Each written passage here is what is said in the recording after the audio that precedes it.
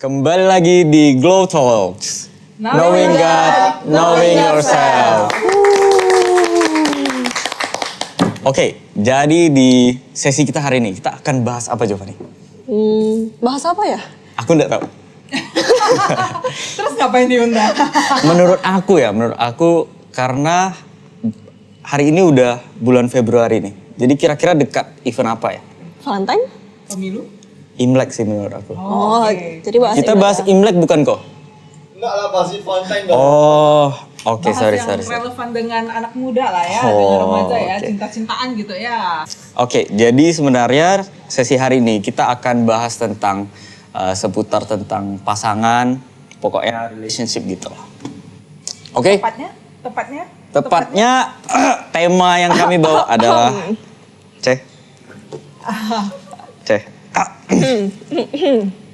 Apa? Pacaran beda agama. Aduh, tolong diedit ya, ada suara sedih gitu. Oke, jadi langsung saja dak sih kita turun masuk ke dalam pertanyaan-pertanyaan kita. Yes. Kami kan sebagai remaja yang udah pernah pacaran nih, kami ini Pernah mau tahu- pacaran dan sedang pacaran. Ya. Ya. Kami pengen tahu dari Cece Susan. Dulu pas Cece masih pacaran gitu, halangannya apa aja? Kalau Cek Susan, karena kan topiknya hari ini tentang pacaran beda agama gitu ya. Nah kebetulan kalau Cek Susan selama ini dari sejak remaja sendiri memang udah kayak punya prinsip bahwa kalau mau pacaran tuh pasti harus yang dengan seiman. I don't know about you, kalian gimana gitu ya. Tapi kalau dari Santai dulu, tunggu dulu. Nah, tapi kalau dari remaja emang udah kayak punya prinsip pacarannya itu harus dengan yang seiman gitu. Jadi waktu pacaran tuh pertama kali pacaran usia 23. Nah, halangannya paling LDR ya, karena kan jarak jauh. Pacarnya mantan pacar ada di Mantan tempat berbeda, terus iya. suami yang sekarang juga waktu itu kami pacaran di tempat yang berbeda, jadi lebih halangannya, tantangannya lah ya, itu adalah tentang jarak gitu. Sebelumnya Cek, mantan Cece itu ada berapa ya? Satu aja. Loh. Mantan satu, suami satu. Nah, jadi pacarannya 2 kali. Pacaran 2 kali, yang satu sudah jadi mantan, sekarang yang mantan pacar sekarang jadi suami. Jadi 2 kali. Jadi 2 mantan ya. Keren. Mungkin tentang inilah ya. Kan tadi Cece bilang maksudnya dari awal ketika mau pilih pasangan udah ada prinsip kayak harus seiman. Seiman, Apakah itu memang berdasarkan Alkitab atau ada prinsip lain? Oh, oke. Dari Cece. Pertanyaan bagus. Langsung kepada Alkitab gitu ya. Nah, karena kan memang dalam firman Tuhan sendiri, nanti teman-teman boleh cek ya, di 2 Korintus 6 ayat 14 gitu ya. Nah, di sana kan dikatakan, Paulus katakan jangan menjadi pasangan yang tidak seimbang gitu loh. Jadi ya jelas-jelas di situ dikatakan orang yang percaya ya harus dengan orang yang percaya. Karena apa? Yang bisa ada persamaannya di antara orang yang durhaka dengan orang yang udah percaya kepada Tuhan gitu loh. Jadi memang di situ jelas banget ya, firman Tuhan itu sangat gamblang, tidak susah dimengerti bahwa ya kamu jangan jadi pasangan yang tidak seimbang. Dan juga dari dulu di gereja ya, sejak kami sekolah minggu bahkan remaja itu udah dikasih tahu gitu. Kalau mau cari pasangan, carilah yang seiman gitu. Karena itu akan jauh lebih baik daripada dengan orang yang tidak seiman. Karena berbeda agama berarti kan berbeda prinsip, berbeda Tuhan gitu kan. Iya. Yang satu kamu cinta Tuhan Yesus, sedangkan yang lainnya dia sama sekali nggak kenal Tuhan gitu. Dan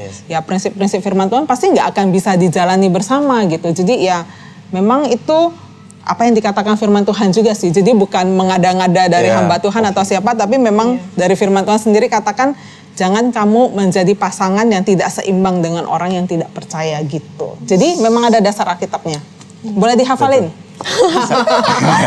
Yang punya pacar, nah kita mesti ngerti dulu kita pacaran itu untuk apa. Ada orang-orang yang kayak merasa kayak, aduh aku sepi banget ya, kayaknya aku lihat semua teman-temanku punya pacar, kayaknya aku sendiri hidup sendiri ya sebatang kara gitu ya. Kayaknya nggak ada pacar, nggak ada yang perhatiin, nggak ada yang kasih emoticon love gitu. Nah, jadi kita pacarannya karena kita kayak butuh kasih sayang, kita membutuhkan ada orang supaya kita nggak sepi, kita nggak rasa sendirian, kita nggak FOMO lah ya, orang lain semua punya pacar, aku left out gitu. Nggak punya pacar gitu. Nah tapi kita mesti ngerti kita pacaran itu untuk apa. Nah jadi mulai dari konsep berpacaran itu dulu sih sebenarnya kita mesti tahu oke, aku pacaran ini untuk apa. Kalau misalnya hanya untuk cari nyaman ya pasti kita nggak akan mau megang prinsip firman Tuhan gitu kan.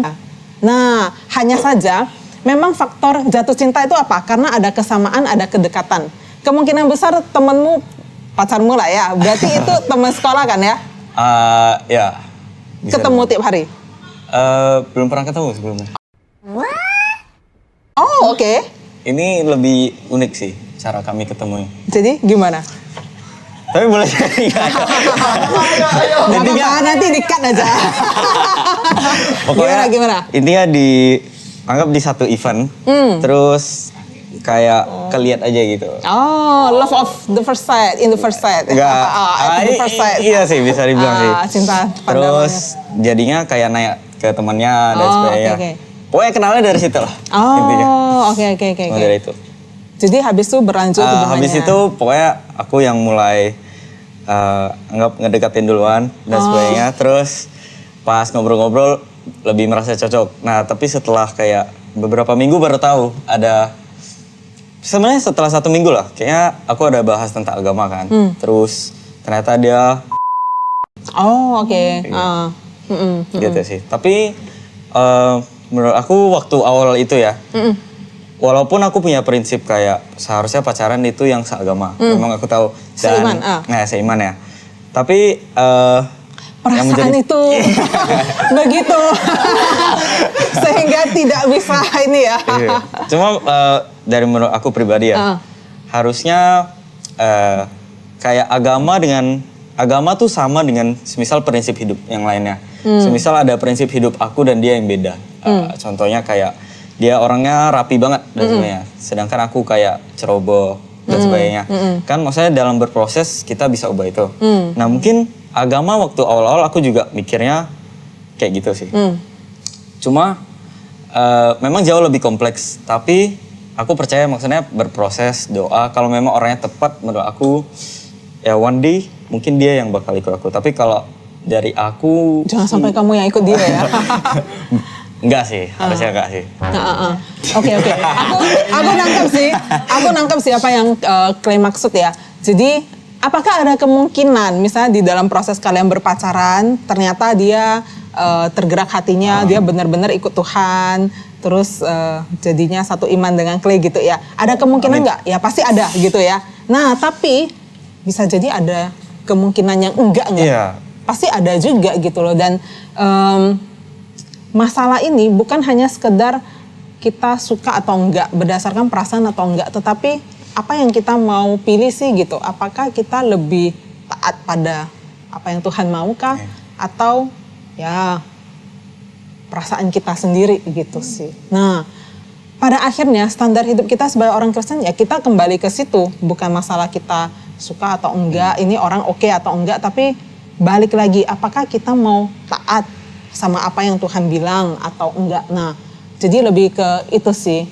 Dan aku yakin ketika menjalani perbedaan itu akan sangat banyak tantangan. Gimana? Kalau menurut Cece kan maksudnya di seumuran kami ya, ada pertemanan kami yang luas banget. Jadi ketemu orang pasti maksudnya ada yang beda agama dan sebagainya. Maksudnya masih cukup ideal buat kami memaksakan pacaran tapi beda agama. Jadi ini kayaknya maksa gitu ya, tetap mau beda agama gitu ya. Nah, aku bilang kayak gini, kita mau berteman dengan siapapun tentu saja oke gitu loh. Kita berteman, kita punya sahabat misalnya ya. Nah, tetapi ketika kita mau melangkah lebih jauh ke dalam sesuatu yang penting, misalnya masalah pacaran, apalagi masalah pernikahan. Nah kita harus balik lagi, kita ini orang yang punya prinsip nggak? Kita mau pegang kebenaran firman Tuhan nggak? Kalau misalnya kita memang udah punya prinsip dari awalnya, nah begitu kita misalnya mulai, kayaknya cewek yang ini beda agama nih ya, atau cowok yang ini beda agama sih, tapi ya kayaknya aku suka dengan dia. Nah kita udah tahu oke, aku ini hidupnya mau menyenangkan Tuhan. Jadi udah close sampai di situ, kita jangan kayak memasukkan diri ke dalam pencobaan, melangkah lebih jauh padahal kita udah jelas-jelas tahu gitu loh. Untuk ya udah tak apalah, coba aja gitu. Nah, kan banyak tuh remaja pengennya coba. Nah, kadang dicoba-coba itu justru menghasilkan banyak penderitaan, banyak kesulitan bagi dia sendiri gitu loh. Dan ya jelas-jelas artinya kan dia lebih memilih untuk mengikuti kata hati dan perasaannya sendiri daripada mengikuti kebenaran firman Tuhan kan. Nah di situ sih yang paling beratnya. Oke. Ini aku mau nanya nih untuk Giovanni. Apa yang kau lakukan untuk solve problem ini? Maksudnya mau dia yang datang ke agama Kristen kan? Iya. Jadi apa yang udah kau kasih gitu? Mulai dari paling kecil deh. Dia kan sebut satu agama ya. Dia tuh ibadahnya nggak taat di agama dia. Jadi kayak aku mulai kayak ngajak dia berdoa bareng. Minimal sebelum makan lah kami berdoa bareng. Terus kayak YV, YC, ajak dia. Jadi ajak ibadah bareng juga. Oke. Jadi kayak mulai memperkenalkan kekristenan lah ya. Iya. Sama sih, waktu itu aku juga mengalami penolakan sih sebenarnya. Maksudnya dari pasangan aku, dia awal-awal waktu aku bahas tentang agama sangat menghindari. Karena maksudnya ini topik yang apa ya, sensitif gitulah. Tapi aku pantang menyerah nih. Anggap 1 bulan tuh aku ada bahas. Selalu dia kayak bilang udah jangan bahas dulu. Mikir, maksudnya jalani aja dulu kan gitu kan dulu kan. Terus Gitu ada ya? Oke, lanjut. Lalu satu hari pokoknya sampai ajak berdoa yang benar-benar deep. Terus ternyata semenjak saat itu ada perubahan lah. Dia ternyata ada, maksudnya coba memang berdoa setiap malam dan sebagainya. Sampai di prosesnya justru dia yang ngajak aku kadang untuk berdoa dan benar-benar ketika deep talk dan ada apa ya, kayak keresahan dan sebagainya, pokoknya sama-sama berdoa. Menurut aku itu sangat joyful jadinya hubungannya. Kalau misalnya udah jalan ya, kayak pacaran beda agama dan rasanya kita mau memutuskan seseorang karena hanya beda agama itu rasanya kayaknya kok kita berat gitu kan. Karena ya secara chemistry kayaknya kita dapat gitu. Kayaknya oke, kayaknya nyaman lah, anggap seperti yang tadi kalian katakan. Nah, tapi aku mau katakan lebih baik penderitaan singkat ketika kamu putuskan dan kamu sakit daripada penderitaan jangka panjang. Ketika kamu akhirnya bersama dengan orang ini tidak kenal Tuhan, dia tidak hormat Tuhan juga, dia tidak mengasihi Tuhan yang sama seperti kamu, dan itu menimbulkan begitu banyak masalah, itu adalah penderitaan jangka panjang loh. Jadi bagi aku sendiri, walaupun sulit, lebih baik penderitaan jangka pendek, yaitu kamu sakit hati karena putus pacar, tapi kamu tahu ketika kamu jalani ini, kamu itu taat sama Tuhan. Hendakkah Tuhan memberkati orang yang taat kepada dia gitu loh. Dan ketika kamu taat sama Tuhan, yakinlah bahwa jalan di depan ketika kamu ikut Tuhan, Tuhan juga akan buka jalan ketika kamu bisa bertemu dengan orang-orang yang seiman, orang-orang yang punya karakter baik dan bahkan bisa buat kamu nyaman 10 kali lipat, 20 kali lipat, 30 kali lipat lebih daripada apa yang ada sekarang gitu. Nah, jadi letaknya adalah apakah memang kita mau taat nih sama firman Tuhan yang memang udah dikasih tahu ke kita atau kita ya enggak gitu loh. Bertemu dengan orang yang tepat gitu. Yang aku tangkap dari Cece, pokoknya maksudnya di masa muda ini berteman itu nggak masalah. Berteman nggak masalah. Tapi ketika memang udah ketemu yang rasanya nih bisa kita tuntun imannya, berarti boleh. Enggak maksudnya. Nah, jadi justru menurut aku jangan jadikan pacar dulu dong. Iya, berarti jadi ya kalau misalnya jangan HTS juga. Jadi kita jadi orang Kristen tuh harus benar-benar jelas gitu. Kita iya, tidak ya tidak. Jangan gantungin anak orang, istilahnya kayak gitu ya. Ada yang di sini gantungin HTS? Nggak ada ya. Nah, next topic. Jadi jangan sampai kayak gitu juga. Jadi kita benar-benar jelas, oke, aku suka dengan orang ini misalnya. Tapi aku tahu dia nggak seiman gitu loh. Nah, gimana kamu berteman, kamu sebagai orang Kristen salah satu tanggung jawab kita apa? Kita bersaksi, kita menginjili, dan termasuk ya menginjili orang ini, maka dia akan percaya pada Tuhan gitu. Nah kalau dia percaya pada Tuhan juga bukan karena kamu, bukan karena kamu gitu loh. Jangan sampai aku kehilangan Clay, jangan sampai aku kehilangan Fanny, ya udahlah aku ikut ke gereja. Jadi imannya juga jadi iman yang dipertanyakan gitu kan. Nah jadi justru menurutku lebih bagus memang kalau berteman ya berteman dengan berteman dengan tanpa harus ada kata pacaran dan jangan HTS juga. Nah tapi ya benar-benar kita bawa dia kepada Tuhan gitu, kita perkenalkan Tuhan kepada dia dan dia. Oke. Kalau misalnya udah masuk nih baru gas gitu. Langsung. Kalau misalnya dia pada akhirnya kamu lihat, nah makanya kita kembali lagi ke pacaran itu apa sih? Nah kalau misalnya kita lihat dia udah balik, dia akhirnya ya datang ke gereja, terus memang dia punya iman kepada Tuhan, dia cinta Tuhan, bukan karena dia cinta kalian, tapi karena memang dia benar-benar mau pada Tuhan gitu, mau percaya. Nah kita lihat, oke, apakah ini orang karakternya oke. Nah kalau kamu dan rasanya waktu itu kamu masih cinta, ya silahkan saja. Gitu. Nah, tercerahkan kita. Jadi Tapi kita nggak bisa ubah apa-apa kan? Bisa, keputusan bisa. selalu ada di tangan kalian. Amin. Pilihan selalu ada di tangan kalian. Amin. jadi apa sih solusi terbaik buat kami atau Kami yang Jeepers udah lain? stuck nih. Ah, Enggak, maksudnya lagi berproses. iya. Nah, yang pertama kalau memang belum pacaran tapi udah suka gitu lah ya, tapi kamu tahu orang ini beda imannya dengan kamu, ya udah, cut sampai di situ. Jangan lanjutkan lebih jauh. Karena itu ya kamu membawa sekali lagi, membawa penderitaan, membawa pergumulan kamu pribadi. Contohnya kayak Clay, sekarang kan kamu dalam dilema juga, benar nggak sih? Benar kan? Ya dikit lah. Dikit aja dikit. Kamu ya ada dilema gitu loh. Aduh, aku datang Tuhan, aku pelayanan tapi pacarku, nah aku gimana? Nah itu jadi sebuah apa ya, kayak sesuatu yang di belakang pikiranmu, back of your mind gitu, yang mungkin ya nggak setiap hari kamu pikirkan, tapi ya itu muncul gitu loh. Dilema-dilema kayak gitu muncul gitu loh. Jadi kalau misalnya memang belum, jangan lanjut. Nah kalau misalnya memang kalian yang udah masuk dalam pacaran gitu ya, nah kalian pilih, apakah kalian mau lebih pilih taat sama Tuhan atau mengikuti hati kalian. Nah kalau kalian pilih taat sama Tuhan, berarti kalian tahu apa yang harus dilakukan.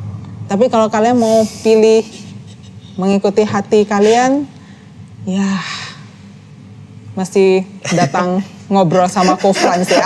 Harus cancel. Nah, idealnya pacaran yang baik tuh di umur berapa? Dan pacaran yang sehat menurut Alkitab tuh gimana? Nah, yang idealnya lah ya, kalau menurutku usia SMP, SMA, fokusnya sebenarnya berteman sih, jadi bukan pacaran. Karena pacaran kan berarti kamu eksklusif kepada satu orang gitu. Nah tapi mungkin setelah kelas 12 lah, at least lah ya, minimal usia 17 atau 18, itu berarti kan udah masuk remaja akhir, dewasa awal. Kita juga lebih matang daripada usia SMP, SMA. Nah ketika kamu mempertimbangkan mau punya pacar, it's okay. Menurutku, at least minimal ya SMA kelas 3 lah. Idealnya sih waktu kuliah gitu ya, kan bisa lihat lebih banyak orang, tahu lebih banyak orang gitu dibandingkan SMP atau SMA. Nah, prinsip pacarannya Alkitabiah ya, satu aja sih, jaga kekudusan. Itu aja sih, karena Tuhan bilang apa?